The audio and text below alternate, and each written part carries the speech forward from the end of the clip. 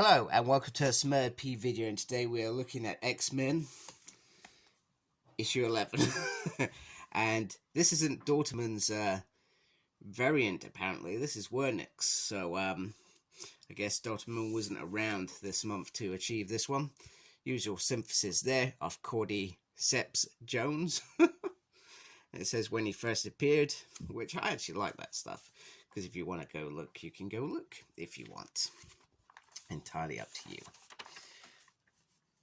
So we begin with a statement about Casino, and then we get Mojo. So Mojo is going to do his usual X-Men thing for his TV stations, and apparently his board of directors were infected by a fungi, and they've for their lives have refused to put any interest into the casino.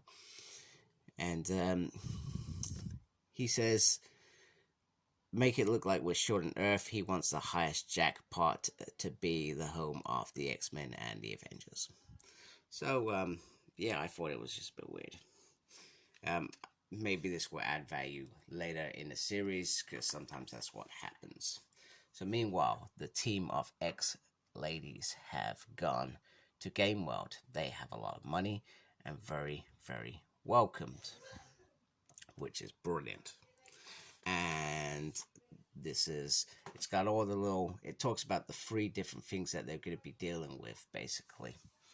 And it's got all the players, so all the X-Men are in here. Gerry Duggan is on the writing, Pep is on the art, Marte is on the colors, VC's Clay and Cows is on the letters, and Tom Muller and Jay Bowen are on design. Tom is not alone anymore. Thank goodness for that. So pretty much, Rocket Raccoon talks about what Games World actually is.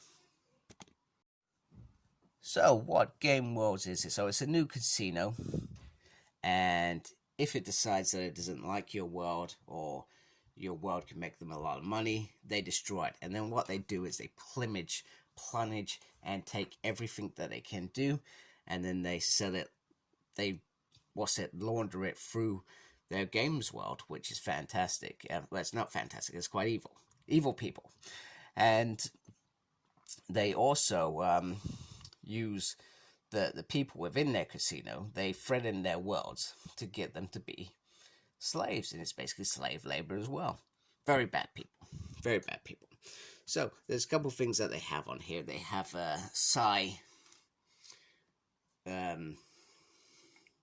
dampeners, which Jean Grey isn't bothered.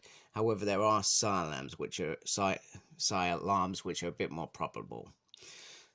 So also Polaris sees a very nice dress there, which is pretty cool. So you start to see they've split the X-Men again. Duggan split the X-Men because the X-Men have lots of things to deal with as well. You've also got Sunfire. He's back in the treehouse talking to the Avengers about what's going on with these attacks from space. So we've also got Orchis up in the sky somewhere as well. Meanwhile, Captain Krakoa, aka Cyclops, and Cinch are gone underground to try and find Dr. Status and use it. So Cinch has taken some of Wolverine's hiding senses, and we soon realize that, well, going in the sewers isn't very nice for those sort of senses. In fact, it's probably quite excruciating. So the monster that attacked us, they're trying to track them down, and they are going to split into 2 ways. This cannot go well, can it? This is like a typical horror story or something. Split up, it's going to go wrong. Meanwhile, Laura, this time when she's snuck on board, doesn't get away with it at all. She is caught very, very quickly by the boss, and the boss infects her with a fungi and then controls her, which is pretty damn cool, actually. I find that pretty cool. So one of Dr. Stasis' monsters is trying to get rid of the evidence, and we get this great moment from Cinch. You you automatically assume that Cinch is not going to be able to handle this great big crazy tiger creature, whatever he is. However, he says, people seem to forget I've been Wolverine longer than anyone alive. And it's a brilliant statement because he was in the vault for over 200 years, and he makes mincemeat of this dude very, very easy. So that is a great Cinch moment. And maybe I'm actually starting to like this guy. He's grown on me over the last several issues. And, perhaps that's what I needed with this character to actually start liking him. So, Polaris has a nice dress. And sorry, this is actually where we learn about the wages on their planet if they fail the staff, etc. This is where we learn. We don't learn it from Rocket. I've got myself mixed up because there's lots of pages to remember when talking about these things. So this is where we learn it. And then Jean Grey releases a lot of money to set a distraction. And then she goes to talk to people to say, you've battered my home for your amusement. You're trying to break our planet, blah, blah, blah, blah, blah, blah. It's a great speech. And none of you are safe. However, this dude says, you know what? What does he say? He says, you're ugly muttball I don't feel bad for. And he was only betting because I thought I'd won. Or lost, I can't remember. And he says, that's hard for starters. And he says, I was Marvel Girl, now I'm Jean Grey. I did not even let the Phoenix command me. That's a weird statement. I find it a weird statement because the first time round, Jean Grey wasn't even a Phoenix. Phoenix created Jean Grey body. So that's what happened there. However, she did start showing Phoenix sort of powers. I can't remember if it happened in the 90s, etc., where he started wearing that green costume as well. But certainly in New X-Men, I remember that happened. And there was a time that Phoenix came in, woke her up from the dead. But I think, did young Jean Grey have some sort of Phoenix connection as well? At one point or another, she had the Phoenix powers. Maybe that's what she's referring to. But I kind of, when Jean refers to herself as a Phoenix, I don't like it. It just bugs me because in reality, that's not really what sort of happened. So I almost feel like, does Gerry really know Jean Grey, or was he just referring to these moments where she did align with the Phoenix? Jenny, I'm expecting you to come in here and say, this is what happened. Paul, you're wrong. Paul, you're right. Sort of right.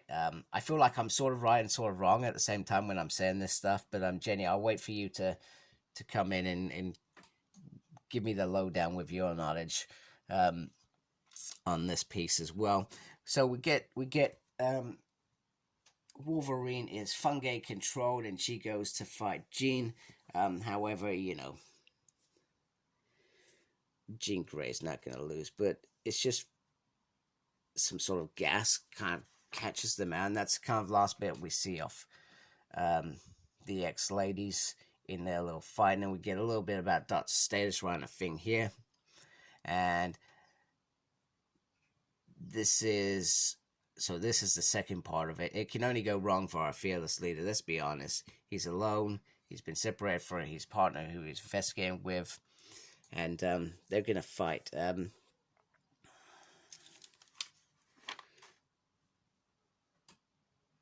And I find it interesting that Dr. Status, once again, he clearly underestimates Cyclops in this fight, etc. He's mocking him, saying, you're not exactly much. Cyclops is a master strategist and has been a leader of the X-Men for a very long time. He knows how to lead. He knows how to fight, not just with his powers, but with his body as well. He hones his body probably constantly, etc. And he says that mutant kinds are a cancer, and you're a disease spreading with your island tumor.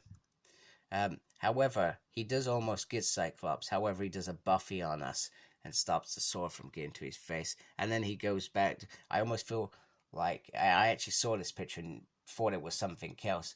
we actually go back to a time when Zorn had taken over the Magneto, Mantum, and Cyclops. It's like simpler when he blasted the helmet. I actually thought it was that scene. I clearly am glad that I thought it was that scene and not this. And then it's you.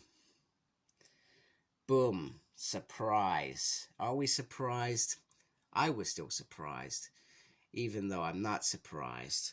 Who messes with the Summers more than anybody in the universe? Ta-da! Mr. Sinister.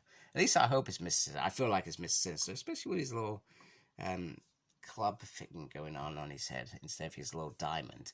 I thought that was pretty interesting. So it'd be interesting to find what this Sinister is about and what he's got to do with Dustairs and why he wants this island to fail. Is he just an offshoot clone, etc.? That's what I'm looking forward to. This has been a really good issue. It's like we're 11 issues in, and it's like Gerry's trying to get some of these loose ends towards further along again, which is great. So we got the X-Ladies in trouble. They've been gassed or whatever, or Jean Grey's been gassed at the very least, and Wolverine's a fungi. We've got Sunfire who's just sitting on the sidelines. And if he's in the treehouse, I'm trying to wonder where that treehouse is. I thought it was on Earth and not in space dealing with Orchis. So that third issue is probably not really being dealt with. I still feel like Urich should come back in this somehow. Still disappointed how that ended so quickly. But Revelations. So maybe one of these issues is going to be resolved. I feel like the games are a lot of fun and they could carry on. And I'm interested to see what this mystery is, because this could still be something not resolved quite quickly in my mind, etc. But a very enjoyable issue. The artwork, I really do enjoy this artwork. And I'm really terrible when I'm talking through these things. Sometimes I actually forget the artwork, etc. That sort of stuff, the fear in Wolverine's eyes, etc. Fight scenes. Pepe seems to be doing a really good job, so I'm really enjoying the art. Tell me what you think of the art. Is it your cup of tea or not? Sometimes it is, sometimes it's not. I try to. I'm really, and I could probably be very, what's the word? Not biased. I can sometimes be seen very easy, because generally I try to not like everybody's art. I feel like everybody, when they do their art, they have that's them channeling their voice and their talent, etc.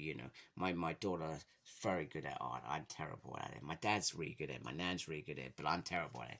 But my son's really good at it. My daughter's really good at it.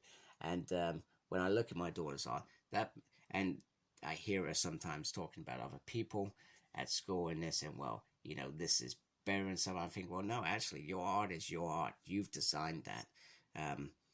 That's come from your imagination. That's your creation. And that's why I try to, it's hard for me to be sometimes objective and say that, actually, I don't like that art. Because even if I don't like it, somebody out there likes it. And that person that created it also deserves, and yes, finding that happy medium, I guess. Anyway, I've gone on a little bout. Maybe I need to look at the art a little bit more when I'm doing these reviews, is what I'm saying. And be a bit more critical if I perhaps don't like something in there. Anyway, I hope you liked my video. Please support my channel by subscribing. I really appreciate that. Make sure you look after yourself. Very important. And as always, embrace the geekiness. Take care, folks. Goodbye.